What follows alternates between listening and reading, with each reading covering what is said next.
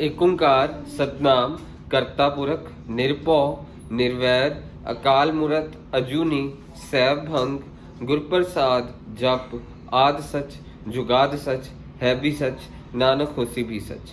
वाहिगुरु जी का खालसा वाहिगुरु जी की फतेह। Dear students, in this video I am going to cover comparing quantities, exercise 8.3, class 8, last question, last exercise. So comparing our quantities, chapter 8, exercise 8.3 का last question. So last question में आपको दे रखा है एक scooter खरीदा है 42,000 का एंड उसके ऊपर डेप्रिसिएशन 8% पर एनम की लग रही है। उन्होंने पूछा है एक साल के बाद उसकी वैल्यू कितनी होगी। सो लास्ट क्वेश्चन नंबर 12 है, लास्ट एक्सरसाइज 8.3 का। सो ये 8.3 का लास्ट क्वेश्चन है और इसमें बोला हुआ है स्कूटर की वैल्यू है 42,000, मींस परचेज प्राइस 42,000 का है, परचेज प्राइस 42,000 का है एंड आपको बोला डेप्रीसिएशन का मतलब है वैल्यू का कटना। डेप्रीशिएट कर रही है वैल्यू 8%, स्कूटर का परचेज प्राइस 42,000 है, डेप्रीसिएशन 8% देती है। डेप्रीसिएशन मीनस जिदा ਅਸੀਂ फोन लेके आने नवा फोन लेने घर आते सारी वैल्यू दी घट जाती है, that is called depreciation. So they are saying scooter was purchased last year and उसके ऊपर डेप्रीसिएशन लग रही है 8%, तो उसकी एक साल के बाद कितनी वैल्यू रह जाएगी? तो 8% से वैल्यू कम हो रही है। 8% हम 40,000 का करेंगे, depreciation will be what 8% of 42,000, या फिर आप ऐसे लगा सकते हैं कि P into are into T/100 वाला फॉर्मूला लगा दें। वो वाला फॉर्मूला लगाना चाहे तो वो भी लगा सकते हैं। तो मींस कितनी वैल्यू है 42,000 इंटू रेट ऑफ इंटरेस्ट कितनी वैल्यू से कम हो रही है 8%, और उन्होंने बोला है कितने सालों के बाद आपको वैल्यू निकालनी है, एक साल के बाद। तो हमारे पास यहाँ पे जीरोस कट गई और इसको मल्टीप्लाई करा 3360 आया मेरे पास, मींस इतनी वैल्यू कम हुई। तो मेरे पास amount at the end of last year कितनी बचेगी? बच्चे पता क्या करते हैं, प्रिंसिपल प्लस सिंपल इंटरेस्ट कर देते हैं, नहीं। सो इसमें भी पर प्रिंसिपल नहीं, हमने कहीं डिपॉजिट नहीं कराया, वैल्यू कम हो रही है। सो 42,000 की थी वैल्यू और ओरिजिनल वैल्यू 3360 से कम हो गई है। अगर 2 साल यानी 2 साल के बाद वैल्यू पूछी होती तो हम टाइम की जगह 2 लिख देते। सो 42,000 में से 3360 माइनस करा 38640 आ गया। ये क्वेश्चन हो गया। डेप्रीसिएशन मींस वैल्यू का कटना, और कितना कटी P into are into T/100 वाला फॉर्मूला लगा के डेप्रीसिएशन काट ली। ਇਹਦੇ ਵਿੱਚ ਕੀ ਹੈ ਆਪਾਂ माइनस करनी डेप्रीसिएशन क्योंकि वैल्यू घट रही है। ठीक है जी, 12th क्वेश्चन इज डन। ਹੁਣ ਆਪਾਂ ਅਗਲਾ क्वेश्चन 11th ਕਰਦੇ। 11th question. सो 11th क्वेश्चन ਦੇ ਵਿੱਚ ਤੁਹਾਨੂੰ ਕਿਹਾ ਕਿ ਬੈਕਟੀਰੀਆ ਦਾ ਰੇਟ ਵਧਣ ਦਾ 2.5% ਦਿੱਤਾ। ਇਨੀਸ਼ੀਅਲੀ ਬੈਕਟੀਰੀਆ ਕਾਊਂਟ सीगा 5,06,000। So initially bacteria count was 5,06,000, यानी प्रिंसिपल एक तरह नाल हो गया 5,06,000। It is increasing at the rate of 2.5% per hour, means इतने रेट से बढ़ रहा है, 2.5% पर आवर से बढ़ रहा है। और आपको पूछा गया कि 2 घंटे के बाद बैक्टीरिया कितना होगा, तो इसमें फॉर्मूला लगेगा P into 1 plus R over 100 raise to पर n। What is principal 5,06,000 into 1 plus R, what is R rate of interest is 2.5 upon 100। हर घंटे के बाद 2.5% में बढ़ रहा है और हमारे को 2 घंटों के बाद का निकालना है, इसलिए यहाँ पे रेज टू पर 2 लिखा और इसको सॉल्व करके आया मेरे पास, यानी अमाउंट आ जाएगी कितना आया मेरे पास इसको सॉल्व करके 531616.25, 531616.25। इस पूरे को सॉल्व करके आया। 11th क्वेश्चन हो गया। अब हम करने वाले हैं 10th क्वेश्चन। 10th क्वेश्चन काफ़ी इंपॉर्टेंट है, तो 10th क्वेश्चन ध्यान से देखिएगा। डियर स्टूडेंट्स, 10th क्वेश्चन में आपको दिया हुआ है पॉपुलेशन के बारे में बताया। सो 10th क्वेश्चन में आपको बोला कि पॉपुलेशन 2003 में पॉपुलेशन थी 54,000 की। सो पॉपुलेशन 54,000 की थी 2003 में। कितने परसेंट से बढ़ रही है पॉपुलेशन? 5% से। रेट ऑफ इंटरेस्ट 5% से बढ़ रही है। ਜਦੋਂ ਵੀ ਕੋਈ ਚੀਜ਼ ਵੱਧਦੀ ਹੈ ਨਾ ਇੰਨੇ ਨਾਲ ਵੱਧ ਰਹੀ ਹੈ ਮੀਨਸ ਆਪਣਾ ਕੰਪਾਊਂਡ ਇੰਟਰਸਟ ਵਾਲੇ ਹਿਸਾਬ ਨਾਲ ਫਾਰਮੂਲਾ ਲੱਗਣਾ, ਇੰਨੇ % ਨਾਲ ਵੱਧ ਰਹੀ ਹੈ, ਕੁਝ ਕੰਪਾਊਂਡ ਇੰਟਰਸਟ ਲੱਗੇਗਾ ਇਹਦੇ 'ਚ। ਅੱਛਾ ਮੇਰੀ ਗੱਲ ਧਿਆਨ ਨਾਲ ਸੁਣਨਾ, ਪੋਪੂਲੇਸ਼ਨ ਇੰਨੀ ਸੀਗੀ ਸਾਡੇ ਕੋਲ, ਤੇ ਉਸ ਤੋਂ ਬਾਅਦ ਚੋਂ ਦੀ 2003 ਚ ਤੁਹਾਨੂੰ 2001 ਵਿੱਚ ਪੁੱਛੀ ਹੈ ਪੋਪੂਲੇਸ਼ਨ ਕੱਢਣ ਲਈ ਪਹਿਲੇ ਪਾਰਟ ਦੇ ਵਿੱਚ, ਤੇ ਸੈਕੰਡ ਪਾਰਟ ਦੇ ਵਿੱਚ 2005 ਦੀ ਪੋਪੂਲੇਸ਼ਨ ਪੁੱਛੀ। ਸੋ ਜਦੋਂ ਅਸੀਂ ਆਹ ਦੋ ਚੀਜ਼ਾਂ ਨੂੰ ਕੰਪੇਅਰ ਕਰਾਂਗੇ, ਇਹ ਬਾਅਦ ਚੋਂ ਦੀ ਆਂਦਾ ਹੈ ਪਹਿਲਾਂ ਆਂਦਾ, ਇਸ ਲਈ ਆ ਪ੍ਰਿੰਸੀਪਲ ਹੋ ਜਾਏਗਾ। ਸੋ ਤੁਸੀਂ ਅਮਾਉਂਟ ਦਾ ਫਾਰਮੂਲਾ ਲਗਾਇਆ P × 1 + R/100 raise to power n। ਹਲੇ ਤੁਸੀਂ ਇਹਨੂੰ ਨਹੀਂ ਸੋਚ ਰਹੇ, 2005 ਨੂੰ ਅਸੀਂ ਬਾਅਦ ਚੋਂ ਦੀ ਸੋਚਾਂਗੇ। ਸੋ ਅਮਾਉਂਟ ਕਿੰਨੀ ਹੋ ਗਈ ਸਾਡੇ ਕੋਲ, ਕਿਹੜੀ 2001 ਪਹਿਲਾਂ ਆਂਦਾ ਮੀਨਸ 2001 ਵਾਲੀ ਹੋ ਗਈ ਪ੍ਰਿੰਸੀਪਲ, ਉਹਨੂੰ ਅਸੀਂ x ਲੈ ਲਿਆ 2001 ਵਾਲੀ ਨੂੰ, ਇੱਕ ਪਹਿਲਾਂ ਆਂਦਾ ਇਸ ਲਈ ਉਹ ਪ੍ਰਿੰਸੀਪਲ ਹੋ ਗਿਆ, 2003 ਬਾਅਦ ਚੋਂ ਦੀ ਆਂਦਾ ਇਸ ਲਈ ਉਹ ਅਮਾਉਂਟ ਹੋ ਗਿਆ, 54,000 ਅਮਾਉਂਟ ਹੋ ਗਿਆ। ਜਿਹੜੀ ਚੀਜ਼ ਬਾਅਦ ਚੋਂ ਦੀ ਆਉਂਦੀ ਹੈ ਅਮਾਉਂਟ ਹੋ ਜਾਂਦੀ ਹੈ। 1 + ਰੇਟ ਆਫ ਇੰਟਰਸਟ ਕਿੰਨਾ 5/100 ਰੇਜ਼ ਟੂ ਪਾਵਰ n ਕਰ ਦੇਣਾ ਅਸੀਂ। ਸੋ n ਕਿੰਨਾ ਇਹਨਾਂ ਦੇ ਵਿੱਚ ਦੇਖੋ ਸਮਾਂ ਕਿੰਨਾ ਹੈ, 2 ਸਾਲਾਂ ਦਾ ਸਮਾਂ, ਇਸ ਲਈ ਰੇਜ਼ ਟੂ ਪਾਵਰ 2 ਲਿਖ ਦਿੱਤਾ। ਇਹਨੂੰ ਸੋਲਵ ਕਰਕੇ x ਆਏਗਾ ਮੇਰੇ ਕੋਲ 48979.59 ਆ ਜਾਏਗਾ। ਇਹ ਕੁਐਸਚਨ ਹੋ ਗਿਆ। ਹੁਣ ਆਪਾਂ ਅਗਲਾ ਪਾਰਟ ਦੇਖੋ, ਮੀਨਸ ਇਹ ਫਸਟ ਪਾਰਟ ਹੋ ਗਿਆ। ਹੁਣ ਤੁਸੀਂ 2005 ਦੀ ਪੋਪੂਲੇਸ਼ਨ ਕੱਢਣੀ ਹੈ, ਇਹਨੂੰ ਤੁਸੀਂ y ਲੈ ਲਓ। ਹੁਣ ਤੁਸੀਂ ਪਹਿਲਾ ਪਾਰਟ ਭੁੱਲ ਗਏ, ਹੁਣ ਦੂਸਰਾ ਪਾਰਟ ਦੇਖੋ, ਮੀਨਸ ਤੁਸੀਂ ਇਹਨੂੰ ਕੰਪੇਅਰ ਕਰਿਆ 2003 ਤੇ 5 ਨੂੰ।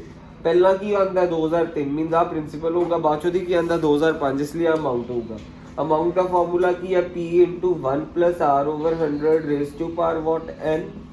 ਬਾਅਦ ਚੋਂ ਦੀ 2005 ਆਉਂਦਾ, ਇਸ ਲਈ ਅਮਾਉਂਟ ਹੋ ਗਿਆ। y ਪ੍ਰਿੰਸੀਪਲ ਕੀ ਹੋਊਗਾ, ਪਹਿਲਾਂ ਕੀ ਆਉਂਦਾ 2003 ਤਾਂ 54,000 ਸਾਡਾ ਪ੍ਰਿੰਸੀਪਲ ਹੋ ਗਿਆ। Rate of interest is what 5%, 5/100। ਕਿੰਨੇ ਸਾਲ ਦਾ ਗੈਪ ਹੈ ਇਹਦੇ ਵਿੱਚ ਘਰ ਦੇਖੋ, 2003 ਤੇ 5 ਵਿੱਚ 2 ਸਾਲਾਂ ਦਾ, ਇੱਥੇ ਮੈਂ ਲਿਖ ਦਿੱਤਾ। ਸੋ ਹੁਣ ਇਹਨੂੰ ਸੋਲਵ ਕਰਕੇ ਮੇਰੇ ਕੋਲ ਆਨਸਰ ਆ ਜਾਏਗਾ। ਮੈਨੂੰ 2005 ਵਾਲੀ ਚੀਜ਼ ਕੱਢਣੀ ਹੈ, ਬਾਅਦ ਵਾਲੀ ਚੀਜ਼ 2005 ਹੈ, ਅਮਾਉਂਟ ਹੋ ਗਈ ਮੇਰੇ ਬੱਚੋ, ਧਿਆਨ ਨਾਲ ਦੇਖਣਾ। ਸੋ ਇੱਥੋਂ ਦੀ ਸਾਡੇ ਕੋਲ y ਆਏਗਾ ਹੁਣ ਸੋਲਵ ਕਰਕੇ, ਮੀਨਸ ਇਹਨੂੰ ਆਪਾਂ ਪੂਰਾ ਸੋਲਵ ਕਰੀ ਜਾਵਾਂਗੇ y ਆਏਗਾ 59535 ਆ ਜਾਏਗਾ ਇਹਨੂੰ ਸੋਲਵ ਕਰਕੇ। एक क्वेश्चन खत्म हो गया। ਹੁਣ ਅਸੀਂ ਅਗਲਾ क्वेश्चन कर ਲੈਂਦੇ ਹਾਂ, question number 9th। Question number 9th we are going to do right now। so question number 9th is bit important। ਉਹ ਕਹਿੰਦੇ ਕਿ Ram find the amount Ram on for which Ram will get on 4096 means principal 4096 ਦਾ ਦਿੱਤਾ ਹੈ, principal 4096 ਦਾ ਦਿੱਤਾ ਹੈ, time ਦਿੱਤਾ 18 ਮਹੀਨੇ 18 months time ਦਿੱਤਾ ਹੈ, time is 18 months given to you। rate of interest 12.5% given है, rate of interest 12.5% per annum given है। interest is compounded half yearly, interest ਨੂੰ compound ਕਰਿਆ ਸੀ half yearly ਦੇ ਹਿਸਾਬ ਦੇ ਨਾਲ। ਸੋ ਇਹਦੇ 'ਚ ਅਸੀਂ ਫਾਰਮੂਲਾ ਕੀ ਲਗਾਵਾਂਗੇ, ਕੰਪਾਊਂਡਡ ਐਂਡ ਹਾਫ ਈਅਰਲੀ ਬੋਲਿਆ, ਧਿਆਨ ਨਾਲ ਦੇਖਿਓ ਹਾਫ ਈਅਰਲੀ। ਵੈਸੇ ਤਾਂ ਸਾਡੇ ਕੋਲ ਈਅਰਲੀ ਦਾ ਫਾਰਮੂਲਾ ਕੀ ਹੈ P × 1 + R/100 raise to power n, yearly ਦਾ ਫਾਰਮੂਲਾ ਹੋ ਜਾਂਦਾ। ਹੁਣ ਸਾਡੇ ਕੋਲ ਕੁਐਸਚਨ ਦੇ ਵਿੱਚ ਕੀ ਹੈ ਹਾਫ ਈਅਰਲੀ ਬੋਲਿਆ, ਹਾਫ ਈਅਰਲੀ ਬੋਲਿਆ ਤਾਂ ਸਾਡਾ ਫਾਰਮੂਲਾ ਚੇਂਜ ਹੋ ਜਾਏਗਾ। Amount is equal to P × 1 + R/200 raise to power n ਹੋ ਜਾਏਗਾ, ਰੇਜ਼ ਟੂ ਪਾਵਰ 2n ਹੋ ਜਾਏਗਾ। ਮੀਨਸ ਈਅਰਲੀ ਵਾਸਤੇ ਆ ਫਾਰਮੂਲਾ, ਜਦੋਂ ਕੰਪਾਊਂਡਡ ਈਅਰਲੀ ਹੁੰਦਾ ਤਾਂ ਫਾਰਮੂਲਾ ਆ ਲੱਗਦਾ, ਜੇ ਹਾਫ ਈਅਰਲੀ ਹੈ ਤਾਂ ਸਾਡਾ ਫਾਰਮੂਲਾ ਕੀ ਲੱਗਦਾ R/200 ਰੇਜ਼ ਟੂ ਪਾਵਰ ਕੀ ਹੋ ਗਿਆ 2n। ਸੋ ਹੁਣ ਆਪਣੇ ਕੋਲ ਆ ਗਿਆ, ਹੁਣ n ਕੀ ਲੈਣਾ, ਪ੍ਰੋਬਲਮ ਇਹ ਆਉਂਦੀ ਹੈ 18 ਮਹੀਨੇ ਦਿੱਤੇ, ਪਹਿਲਾਂ ਤਾਂ ਇਹਨੂੰ ਈਅਰਸ 'ਚ ਕਨਵਰਟ ਕਰਨਾ, 18 ਮਹੀਨੇ ਦਿੱਤੇ ਇਹਨੂੰ ਈਅਰਸ 'ਚ ਕਨਵਰਟ ਕਰਿਆ, 18 ਮੰਥਸ ਨੂੰ ਤੁਸੀਂ ਈਅਰਸ ਦੇ ਵਿੱਚ ਕਰਨਾ। ਜਦੋਂ ਵੀ ਅਸੀਂ ਮੰਥਸ ਨੂੰ ਈਅਰ 'ਚ ਕਨਵਰਟ ਕਰਨਾ ਡਿਵਾਈਡਡ ਬਾਈ 12 ਕਰਦੇ। ਸੋ ਸਾਡੇ ਕੋਲ ਆ ਰਿਹਾ ਸੋਲਵ ਕਰਕੇ 12 1 ਦਾ 12, 12 5 ਦਾ 1.5 ਈਅਰਸ ਆ ਗਿਆ। ਸੋ 1.5 ਨੂੰ ਕਿੱਦਾਂ ਲਿਖ ਸਕਦੇ ਹਾਂ 1.5/10। ਸੋ ਇੱਥੇ 1.5 ਨੂੰ ਆਪਾਂ ਈਅਰਸ ਨੂੰ ਯਾਨੀ ਸਾਡੇ ਕੋਲ ਜੇ 18 ਮਹੀਨਿਆਂ ਨੂੰ ਈਅਰਸ ਕਨਵਰਟ ਕਰਿਆ 18 ਡਿਵਾਈਡਡ ਬਾਈ, ਮੈਂ ਇੱਥੇ ਦੁਬਾਰਾ ਤੋਂ ਕਰਕੇ ਦਿਖਾ ਰਿਹਾ 18 ਮੰਥਸ ਹੈ।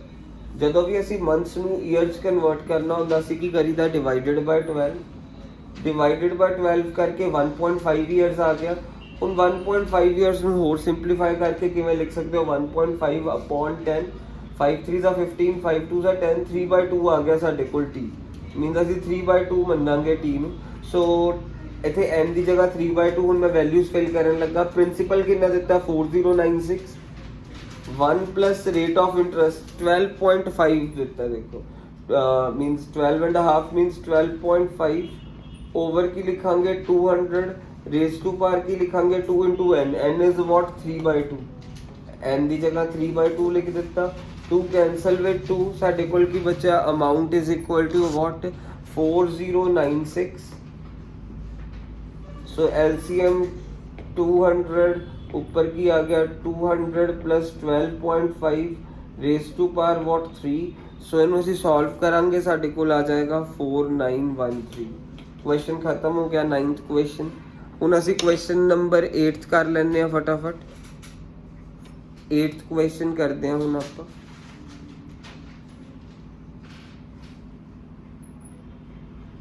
so 8th question I am going to do right now।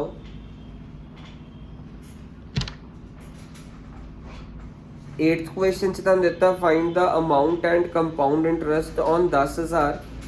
Principal यानी 10000 ਦਿੱਤਾ।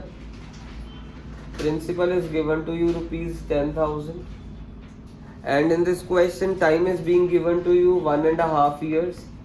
इतना टाइम ਦਿੱਤਾ ਬੱਚੋ। rate of interest 10% ਦਿੱਤਾ। ਪਹਿਲਾਂ ਉਹ ਕਹਿੰਦੇ ਕਿ ਇਹਨੂੰ ਈਅਰਲੀ ਦੇ ਹਿਸਾਬ ਨਾਲ ਕਰੋ, ਫਿਰ ਇਹਨੂੰ ਹਾਫ ਈਅਰਲੀ ਦੇ ਹਿਸਾਬ ਨਾਲ ਕਰੋ। ਕੁਐਸਚਨ 'ਚ ਦੇ ਆਰ ਸੇਇੰਗ ਪਹਿਲਾਂ ਇਹਨੂੰ ਈਅਰਲੀ ਦੇ ਹਿਸਾਬ ਨਾਲ ਕਰੋ, ਫਿਰ ਹਾਫ ਈਅਰਲੀ ਦੇ ਹਿਸਾਬ ਨਾਲ ਕਰੋ। ਧਿਆਨ ਨਾਲ ਦੇਖਿਓ ਇਹਨੂੰ ਕਿਵੇਂ ਕਰਾਂਗੇ ਅਸੀਂ ਹੁਣ। ਸੋ ਇਸ ਕੁਐਸਚਨ ਨੂੰ ਈਅਰਲੀ ਦੇ ਹਿਸਾਬ ਦੇ ਨਾਲ ਕਰਾਂਗੇ ਤੇ ਹਾਫ ਈਅਰਲੀ ਦੇ ਹਿਸਾਬ ਨਾਲ ਕਰਾਂਗੇ। ਸੋ ਕੁਐਸਚਨ ਦੇ ਵਿੱਚ ਪੁੱਛਿਆ ਕੀ ਆ ਪਹਿਲਾਂ ਕੰਪਾਊਂਡ ਇੰਟਰਸਟ ਈਅਰਲੀ ਲੱਗਿਆ ਫਿਰ ਹਾਫ ਈਅਰਲੀ ਲੱਗਿਆ। ਸੋ ਕੰਪਾਊਂਡ ਇੰਟਰਸਟ ਨੂੰ ਪਹਿਲਾਂ ਹਾਫ ਈਅਰਲੀ ਲਗਾਉਣਾ ਤਾਂ ਤੁਹਾਡੇ ਲਈ ਬਹੁਤ ਈਜ਼ੀ ਹੋਏਗਾ। ਸੋ ਪਹਿਲਾਂ ਅਸੀਂ ਕੰਪਾਊਂਡ ਇੰਟਰਸਟ ਹਾਫ ਈਅਰਲੀ, ਤੁਹਾਨੂੰ ਪਤਾ ਕੰਪਾਊਂਡ ਇੰਟਰਸਟ ਦਾ ਈਅਰਲੀ ਫਾਰਮ ਜਦੋਂ ਈਅਰਲੀ ਕਿਆ ਹੋਏ ਤਾਂ ਅਸੀਂ ਕੰਪਾਊਂਡ ਇੰਟਰਸਟ ਵਾਲੇ ਕੁਐਸਚਨਸ 'ਚ ਅਮਾਊਂਟ ਦਾ ਫਾਰਮੂਲਾ ਕੀ ਲਗਾਉਂਦੇ ਆ p into 1 plus r over 100 raised to power n।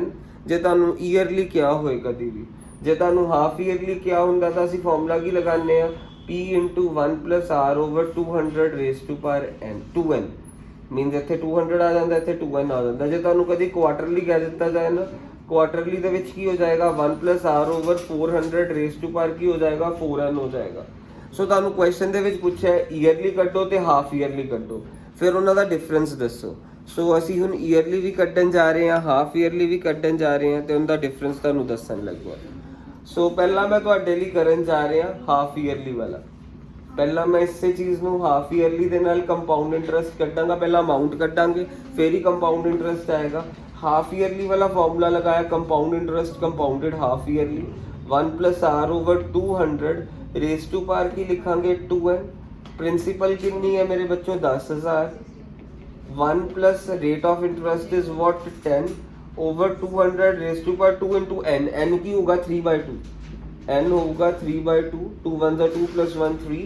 ਇਹਨੂੰ ਆਪਾਂ ਮਿਕਸ ਫ੍ਰੈਕਸ਼ਨ ਨੂੰ ਸਿੰਪਲ ਫ੍ਰੈਕਸ਼ਨ 'ਚ ਕਨਵਰਟ ਕਰਿਆ 2 1 2 plus 1 3। ਸੋ 3/2 ਲਿਖਿਆ n ਦੀ ਜਗ੍ਹਾ, 2 ਕੈਂਸਲ ਵਿਦ 2। ਸੋ ਸਾਡੇ ਕੋਲ ਅਮਾਊਂਟ ਆ ਗਈ 10,000 ਇੰਟੂ ਇੱਥੇ 10,000 ਲਿਖਿਆ ਇੰਟੂ ਇੱਥੇ LCM ਹੋ ਗਿਆ 20, ਇੱਥੇ ਆ ਗਿਆ ਆਪਣੇ ਕੋਲ 21 रेज टू पावर 3। ਅਮਾਊਂਟ ਆ ਗਈ ਇੱਥੇ ਮੇਰੇ ਕੋਲ ਸੋਲਵ ਕਰਕੇ ਹੁਣ 11576.25 11576.25। ਕੰਪਾਊਂਡ ਇੰਟਰਸਟ ਦਾ ਫਾਰਮੂਲਾ ਹੁੰਦਾ amount minus principal. Compound interest ਦਾ ਫਾਰਮੂਲਾ ਅਮਾਊਂਟ ਮਾਈਨਸ ਪ੍ਰਿੰਸੀਪਲ ਹੁੰਦਾ। Amount is what 11576.25। प्रिंसिपल देखो कितना बच्चों 10,000। 10,000 is your principal. So your answer is 1576.25। एक कंपाउंड इंटरस्ट साडे कोल आया हाफ ईयरली दे हिसाब नाल असीं सॉल्व करिया सी। इनू मैं याद रखना हाफ ईयरली दे हिसाब नाल कंपाउंड इंटरस्ट कितना आया हाफ ईयरली दे हिसाब नाल 1576.25। ਹਾਫ ਈਅਰਲੀ ਦੇ ਹਿਸਾਬ ਨਾਲ ਆ ਆਇਆ ਕੰਪਾਊਂਡ ਇੰਟਰਸਟ। ਹੁਣ ਅਸੀਂ ਈਅਰਲੀ ਦੇ ਹਿਸਾਬ ਦੇ ਨਾਲ ਕੰਪਾਊਂਡ ਇੰਟਰਸਟ ਕੱਢ ਲੈਂਦੇ। ਹੁਣ ਮੈਂ ਤੁਹਾਡੇ ਲਈ ਈਅਰਲੀ ਦੇ ਹਿਸਾਬ ਨਾਲ ਕੰਪਾਊਂਡ ਇੰਟਰਸਟ ਕਰਾਂਗਾ। ਸੋ ਇਹ ਹਾਫ ਈਅਰਲੀ ਦੇ ਹਿਸਾਬ ਨਾਲ ਆ ਗਿਆ। ਹੁਣ ਈਅਰਲੀ ਦੇ ਹਿਸਾਬ ਨਾਲ ਕਿਵੇਂ ਕਰਨਾ? ਸੋ ਜਦੋਂ ਵੀ ਤੁਹਾਡੇ ਕੋਲ ਈਅਰਲੀ ਵਾਲਾ ਸੀਨ ਆ ਜਾਏ ਨਾ ਇੱਥੇ 1.5 ਹੈ, ਮੀਨਸ ਜਦੋਂ ਦੇਖੋ ਜਦੋਂ ਹਾਫ ਈਅਰਲੀ ਹੈ ਉਦੋਂ ਤਾਂ ਤੁਸੀਂ ਇਹਨੂੰ ਮਿਕਸਡ ਫ੍ਰੈਕਸ਼ਨ ਨੂੰ ਸਿੰਪਲ ਫ੍ਰੈਕਸ਼ਨ ਚ ਕਨਵਰਟ ਕਰਿਆ। ਕਿੱਦਾਂ ਕਨਵਰਟ ਕਰਿਆ? 3/2 ਕਰਿਆ ਸੀ ਜਦੋਂ ਹਾਫ ਈਅਰਲੀ ਕਰਿਆ। ਜਦੋਂ ਈਅਰਲੀ ਬਾਰੇ ਸੋਚਣਾ ਨਾ ਉਹਨੂੰ ਮਿਕਸਡ ਫ੍ਰੈਕਸ਼ਨ ਚ ਹੀ ਰਹਿਣ ਦੇਣਾ ਈਅਰਲੀ ਵਾਲੇ ਕੁਐਸਚਨਸ। ਸੋ ਅਸੀਂ ਅਮਾਉਂਟ ਦਾ ਫਾਰਮੂਲਾ ਲਗਾਵਾਂਗੇ p into 1 plus r over 100 raised to power n। n ਪਹਿਲਾਂ ਅਸੀਂ 1 ਲਵਾਂਗੇ ਇੱਥੇ, ਪਹਿਲਾਂ ਯਾਨੀ 1.5 ਹੈ ਨਾ, ਚਾਹੇ ਪਹਿਲਾਂ ਅਸੀਂ 1 ਦੇ ਹਿਸਾਬ ਨਾਲ ਕਰ ਦਿੰਦੇ 10,000 into 1 plus ਜਦੋਂ ਵੀ ਈਅਰਲੀ ਵਾਲਾ ਸਿਸਟਮ ਹੋਏ ਕੰਪਾਊਂਡ ਇੰਟਰਸਟ ਦਾ, ਤੁਹਾਡਾ ਜੇ ਮਿਕਸਡ ਫ੍ਰੈਕਸ਼ਨ ਹੈ ਤੁਸੀਂ ਇਹਨੂੰ ਸਿੰਪਲ 'ਚ ਨਹੀਂ ਕਨਵਰਟ ਕਰਨਾ, ਮਿਕਸਡ ਫ੍ਰੈਕਸ਼ਨ 'ਚ ਹੀ ਰਹਿਣ ਦੇਣਾ।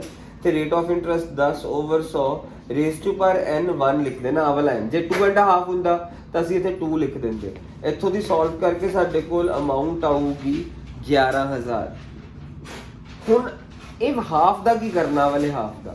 ਹੁਣ ਅਸੀਂ ਜਦੋਂ ਇਦਾਂ ਵਾਲਾ ਸੀਨ ਹੋਏ ਨਾ, ਹੁਣ ਅਸੀਂ ਇਹਨੂੰ ਪ੍ਰਿੰਸੀਪਲ ਮੰਨ ਕੇ ਸਿੰਪਲ ਇੰਟਰਸਟ ਵਾਲਾ ਫਾਰਮੂਲਾ ਲਗਾ ਦੇਣਾ। ਸਿੰਪਲ ਇੰਟਰਸਟ ਦਾ ਫਾਰਮੂਲਾ ਕੀ ਹੁੰਦਾ? p into r into t upon 100। Principal ਇਹ 11,000 ਹੁਣ ਬਣ ਜਾਏਗਾ। So 11,000 into rate of interest 10 into time half. Time ਕੀ ਲਿਖਾਂਗੇ ਅਸੀਂ? ਹਾਫ ਅੱਧਾ ਸਾਲ ਹੈ ਨਾ, ਦੇਖੋ ਅੱਧਾ ਸਾਲ। ਓਵਰ ਕੀ ਲਿਖਾਂਗੇ? 100। ਜੇ ਇੱਥੇ 3.5 ਹੁੰਦਾ ਨਾ, ਜੇ ਬਾਈ ਚਾਂਸ 3 1/2 ਇੱਥੇ ਲਿਖਦੇ 3, ਤੁਹਾਡੇ ਕੋਲ ਆ ਸੋਲਵ ਕਰਕੇ ਆ ਫਿਰ ਆ ਪ੍ਰਿੰਸੀਪਲ ਬਣ ਜਾਂਦਾ। ਰੇਟ ਆਫ ਇੰਟਰਸਟ ਇੰਨਾ, ਫਿਰ ਇੱਥੇ ਹਾਫ ਦਾ ਹਾਫ ਹੀ ਆਣਾ ਸੀ ਕਿਉਂਕਿ ਇੱਥੇ ਹਾਫ ਹੋ ਜਾਣਾ ਸੀ। ਪਰ ਇੱਥੇ ਸਾਡੇ ਕੋਲ ਕੁਐਸਚਨਸ ਕੀ ਹੈ? 1.5, ਇਸ ਲਈ ਮੈਂ ਇੱਥੇ n ਦੀ ਜਗ੍ਹਾ 1 ਲਿਖਿਆ। ਫਿਰ ਆ ਜਿਹੜਾ ਅਗਲੇ ਵਾਲਾ ਹਾਫ ਹੁੰਦਾ ਨਾ, ਉਹਦੇ ਲਈ ਅਸੀਂ ਸਿੰਪਲ ਇੰਟਰਸਟ ਵਾਲੇ ਨਾਲ ਕੱਢੀ ਦਾ। ਸੋ ਸਾਡੇ ਕੋਲ ਹੁਣ ਫਾਈਨਲ ਅਮਾਉਂਟ, ਕਿਉਂਕਿ ਪਹਿਲਾਂ ਇਹਨੂੰ ਸਿੰਪਲ ਇੰਟਰਸਟ ਸੋਲਵ ਕਰਕੇ ਆ ਰਿਹਾ 550, ਆ ਵਾਲਾ ਸਿੰਪਲ ਇੰਟਰਸਟ ਸੋਲਵ ਕਰਕੇ 550 ਆ ਰਿਹਾ। ਫਿਰ ਉਸ ਤੋਂ ਬਾਅਦ ਦੀ ਜਿਹੜੀ ਅਮਾਉਂਟ ਹੈ ਉਹ ਕਿੱਦਾਂ ਨਿਕਲੇਗੀ? ਧਿਆਨ ਨਾਲ ਦੇਖਣਾ। ਅਮਾਉਂਟ ਨਿਕਲੇਗੀ ਆਪਣੇ ਕੋਲ ਇੱਥੋਂ ਦੀ 11,000 ਪਲੱਸ 550। ਇਹ ਫਾਈਨਲ ਅਮਾਉਂਟ ਹੋ ਗਈ। ਸੋ ਸਾਡੇ ਕੋਲ ਇਹਨੂੰ ਸੋਲਵ ਕਰਕੇ ਆ ਰਿਹਾ 11,000 ਪਲੱਸ 550, 11,550। ਸੋ ਕੰਪਾਊਂਡ ਇੰਟਰਸਟ ਕੱਢ ਲਵਾਂਗੇ ਈਅਰਲੀ ਦਾ ਵੀ। ਸੋ ਕੰਪਾਊਂਡ ਇੰਟਰਸਟ ਤੋਂ ਈਅਰਲੀ ਦਾ ਨਿਕਲ ਜਾਏਗਾ।